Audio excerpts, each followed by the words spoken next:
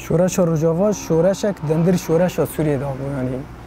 گل سوری براستی رابو سر شورش سر پیان یعنی شورش اون امکان بیجن بر آوید شبر که ته پروژه اون تنبون ته فکر و فلسفه اون تنبون یعنی و جویجی او جیانه هندری هر کسی ده یعنی سروک آبو دمی که هندر زندان کرن هندر زندانی فکر و فلسفه ریبر آبو در وابو به فکر و فلسفه ریبر آبو هم هیچ گیشتن آستا روز بروز گاوین مزنتر تینا آفت بری کو ریبر آبو کو ما آزاد بکل وی باجار روز آوا کو ام وی آستگن راستی یعنی ام دخو دابون یعنی ام فتسی بون ام مری بون یعنی ام گشتبون آستا که فتساندنه یعنی مزمان هندا کربو ما باجار خوانده کربو ما کسیت شخصیت خوانده کربو ام دانا ناس کنیم که ام کینه که ام چنه ام چه کسن ام خانواز بین گلی خانواز بکن شرکومانی یعنی چتا به سلاحی گران ام بیجن به قوتی گران سرکوبانی دهات ام بیجن و دمه علی به دسته که با ام بیجن دولت ترک بود دولت دنه یعنی شرکی پر گران سر روجاوا دهات تایبت کوبانی ام بیجن کرمونه چنبره زاتن ام بیجن دگوتن کوبانی بچه بکوی نکوی او جی جسای ریبر آپو ام بیجن سفربری اعلان کرد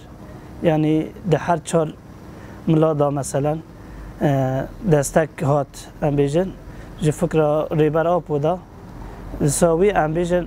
کوبانی نیش بکوی شورش روجاوا گل هین جوان زانتر کرد فکرای وان دمی گل دنیره او سینورا او گلاد هندری سینوره که تی ختماندن تی پرچخاندن جویجی باوری خوابوا اوان نکرد او جی فکر و فلسفه ریبر آبو بو او فکر و فلسفه ریبر آبو یکم جار شورش روجاوا دا لسر عرده بیل کرد گل بیراده کرد نه تنه گل کرد گل عرب گل آشور گل سریان ولاته کی به ام بیجن سینور خواج جرات نه به سینور خوا اراده جواکی وی به جواکی خوا سینوری جرا بغازه به اراده خوا به هز خوا به آبوری خوا هر رنگ خوا کانه به وی اوش خوا را دینه کو کانه به بک پرسکره کا یکمین و یا چهار سری د تفایی روجلات ناوین دا ام وقت گازی روجاوا گازی کوبانه ام بانگا هر چهار پارچه کردستان دکن تایبت کردمه اروپا رابن سر پیان یعنی گرس و دمه ده هر کس رابن سر پیان کس مال خوار رو ننه جبو ریبر هم چه بکن نپره یعنی ریبرتیش بو ما او قاسال کارو خبات کرد لازمه هم جبو ریبر خواه رو ننن شف رو بخابتن یعنی جوا گازی روجاوا دبیجن چاوا ما جبو آخا خوال وی داره به فکر و فلسفه ریبر آبو کانه بو پارچاکل جان خوابه دا کانه بن گاوه مزنتر با ویژن بکن که او دولت که ما فی مروفان وی ناویل خواهد کن مجبور ببن